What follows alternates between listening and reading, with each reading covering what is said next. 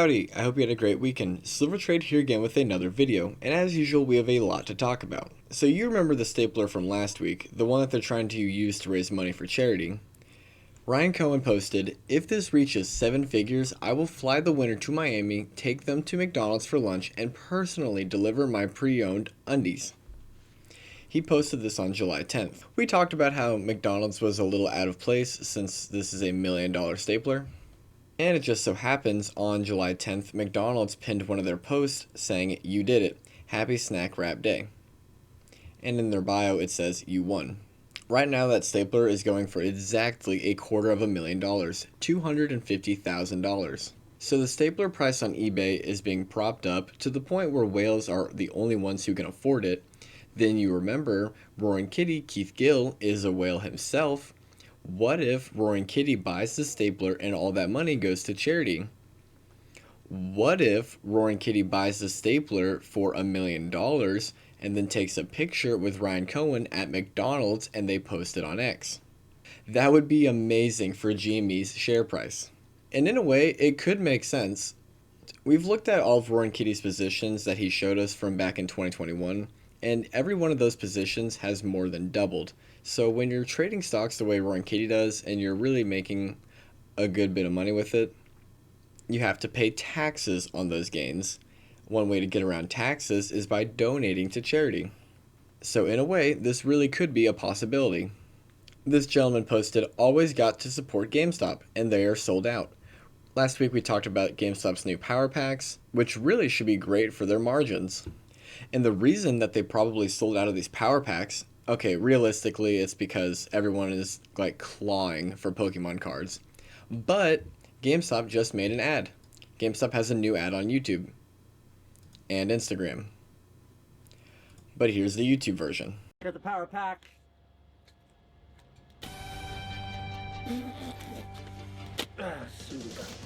See what we got here.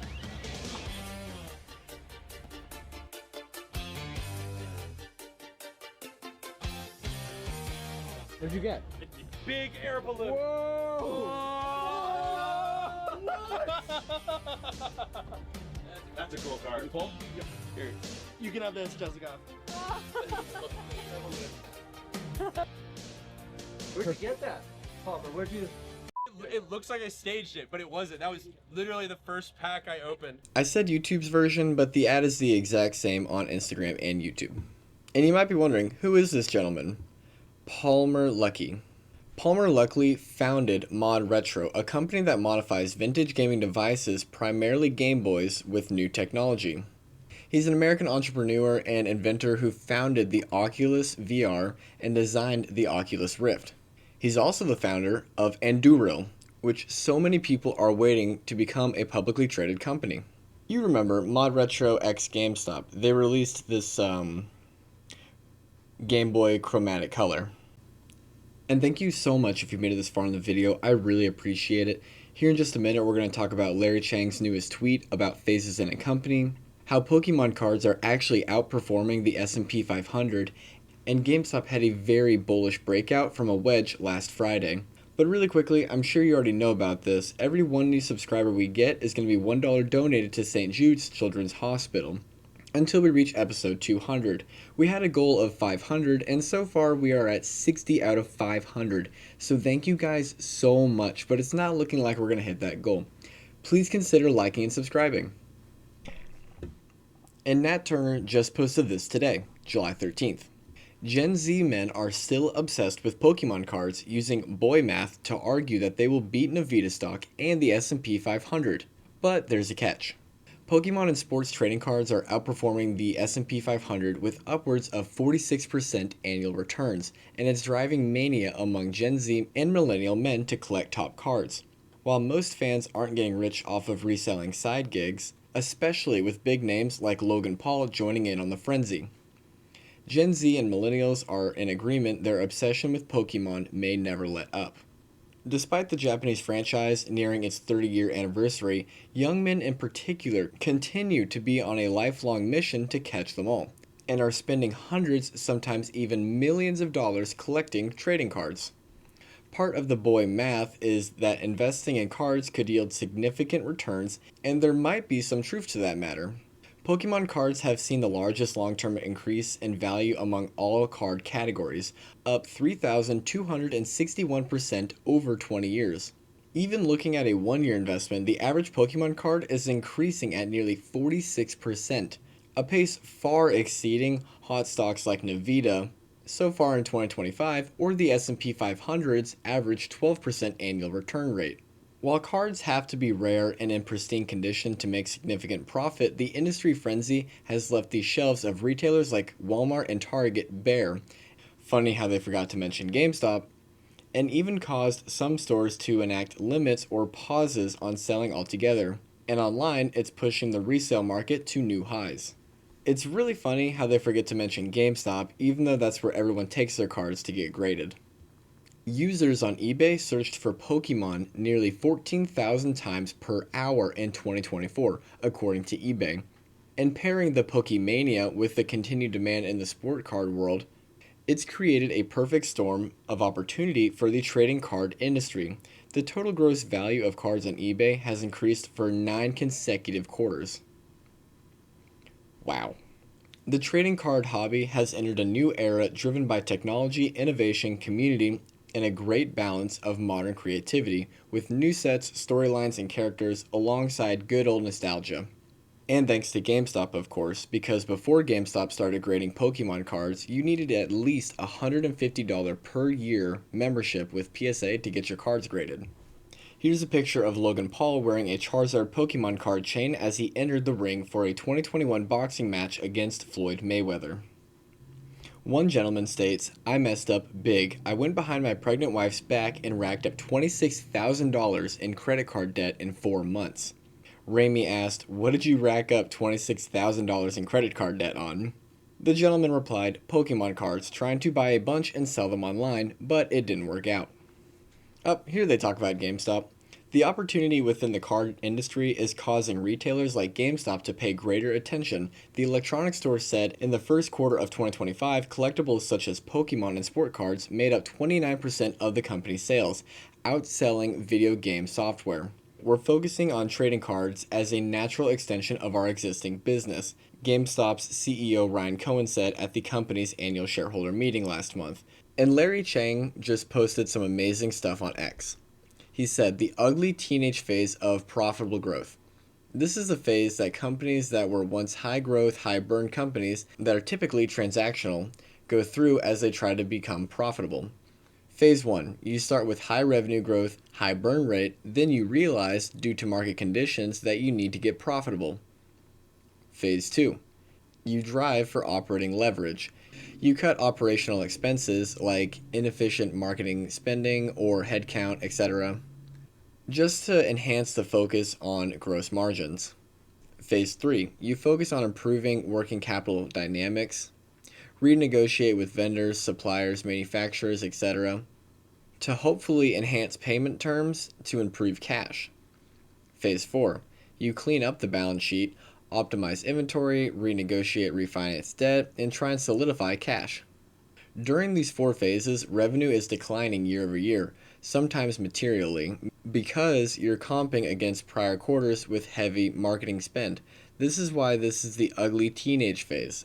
It looks ugly if all you're looking at is the top line, but there are usually good signs, like marketing and sales efficiency is improving, all OPEX lines are decreasing as a percentage of revenue, and EBITDA, EBITDA, EBITDA, stands for earnings before interest, taxes, depreciation, and amortization. It's a pretty common financial metric used to assess a company's profitability and operational efficiency. Really, it's for measuring earnings before the impact of certain non-operational expenses and accounting decisions. And/or OCF is growing. OCF stands for operating cash flow, which is like what a company generates from its core business. And then phase 5, revenue is declining year over year, but you have achieved profitability. And at this phase, you're still ugly to the world because revenue is declining, but the end of the teenage years is on the horizon. And then phase 6, maintaining profitability, and returning to year-over-year revenue growth by investing some of your own cash flow back into growth. This happens typically in 4 steps: quarter-over-quarter gross margin growth, quarter-over-quarter revenue growth, year-over-year gross margin growth, and then year-over-year revenue growth.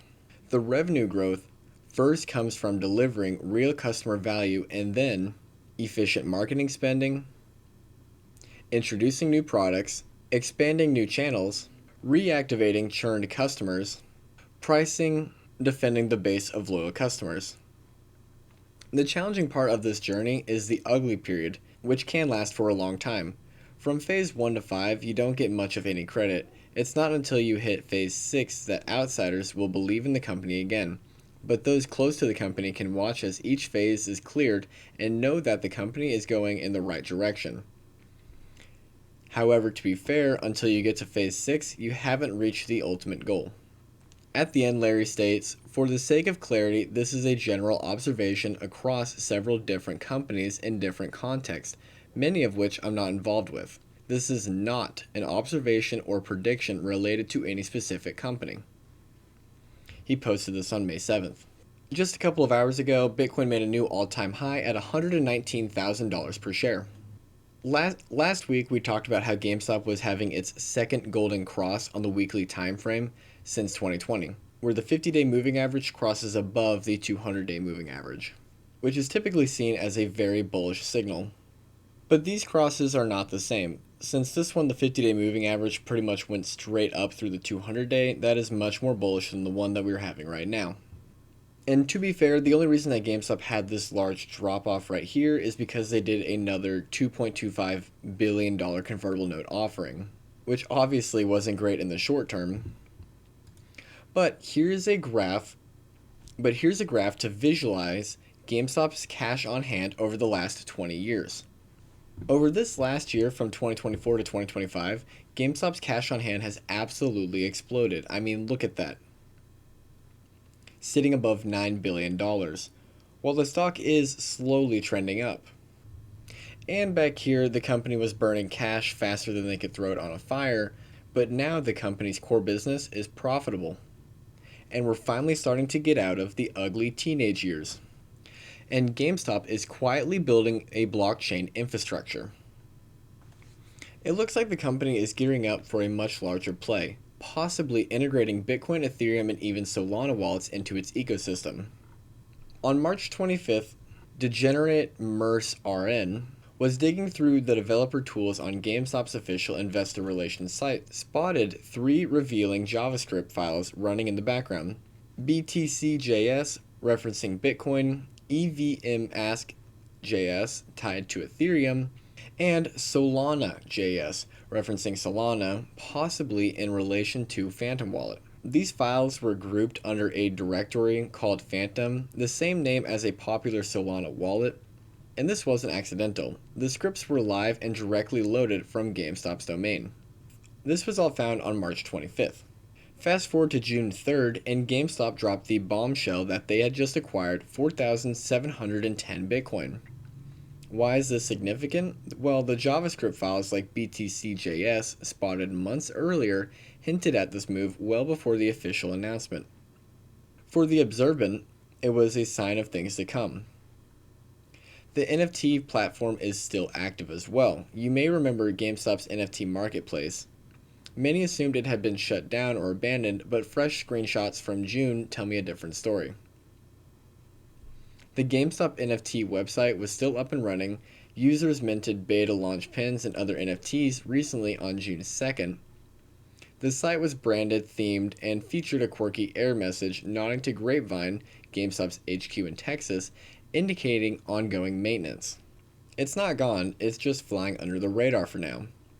As of July 9th of 2025, the domain still redirects seamlessly to GameStop's main site. It hasn't been erased. This points to intention rather than abandonment. Even after revamping their X profile and scrubbing links to older international accounts, GameStop still includes GameStop NFT as one of its affiliate handles. If NFTs were truly in the past, why keep the connection? There's likely a reason it's still there. What does it all mean? what could this all mean? All signs suggest GameStop is actively laying the foundation for a blockchain wallet integration, spanning Bitcoin, Ethereum, and Solana. Recently, they made a high-profile Bitcoin purchase. They're keeping the NFT platform live behind the scenes. They're maintaining branding and social media links tied to blockchain. And their website includes scripts pointing to crypto wallet functionality. But please remember, this is just a rumor. Maybe GameStop long-term will be like a new Coinbase, where you can hold crypto on their platform. And GameStop on the graph. We've been talking a lot about the 420-day cycle from GameStop reporting a surprise earnings back on March of 2023, where the stock instantly shot up about 50% overnight. Fast forward 420 days from then, obviously brings us to the peak of the May run. Fast forward another 420 days from then, brings us to around July 14th, or tomorrow, Monday. Today, if you're watching it. Please remember, this theory is total tinfoil off of the Time magazine post with 420 in it. We're just going to have to see how Monday goes. And today, I was just messing around with the daily chart for GameStop, and I realized that it looks like we're inside of a wedge that we might be breaking out of tomorrow. For anything to be considered a line on the graph, it needs at least 3 touches, whether it's a trend line, a resistance, or a support. I just threw down this white line today with 1, 2, 3, 4, 5, 6, 7, 8, 9, 10 touches. Last Friday, GameStop got right above this purple line, the 5-day moving average. And the Bollinger Bands are certainly getting tight, almost touching the price action on both sides at this point. And when you look at the 1 hour, that white line that we just drew seems even more exciting. Another thing that's exciting, this green line right here is the 500-day moving average, which GameStop hasn't gotten above on the 1 hour for over a month. But it got back above it last Friday, while also breaking out of the wedge. And on the 1 hour, we can also really see that some whales are starting to hop in. Some really large buys on Friday to get us above the wedge. Some really large buys on the 9th. And GameStop is also holding above the 200-day moving average as well. We're all hoping to just see GameStop go straight up tomorrow, of course. But it also would not be bad to see GameStop come down and retouch this line and then take off. Really, we need to get above about $24 per share, get higher than we did last Friday, and we're looking really good. Either way, the chart looks very bullish, as long as we hold above $23 per share. And by the time that I was done editing everything, Bitcoin is now at $121,000 per coin. So GameStop is now up about $70 million since their purchase. And I really appreciate it if you made it this far in the video. If you wouldn't mind, please hit that like button for me. And just one more note. So everyone's pretty upset about Donald Trump covering up for that one guy that we all want to see his list, you know? Everybody in America has been waiting to see that list. That was actually one of Donald Trump's promises, that once he got in office, he was going to expose that list. And now Trump has decided that nobody gets to see the list. So people are pretty upset, and that's definitely going to negatively affect his stock, DJT. I could definitely be wrong about this, but this really reminds me of a couple years ago whenever the whole Target and Balenciaga thing came out, and Target took a huge hit on their stock price, but 6 months later, everyone forgot about it and all is good. So maybe this provides a good dip buying opportunity on DJT stock. But who knows, maybe this is something that people just don't forget about and it totally destroys the Trump empire. I doubt it though. Thank you again, and God bless.